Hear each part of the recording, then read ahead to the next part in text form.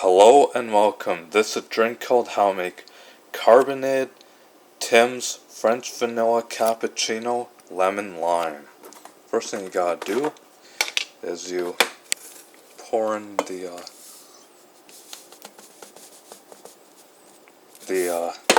cappuccino mix, which is French vanilla, into this mug, and then you pour in the hot water.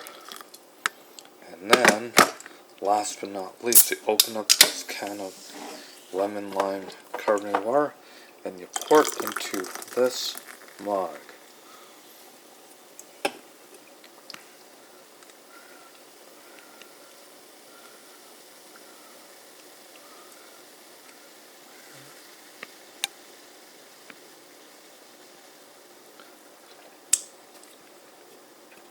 And a little more water. And there you go, folks. Here is your Carbonated Tim's French Vanilla Cappuccino Lemon Lime. Enjoy, folks, and thank you for watching.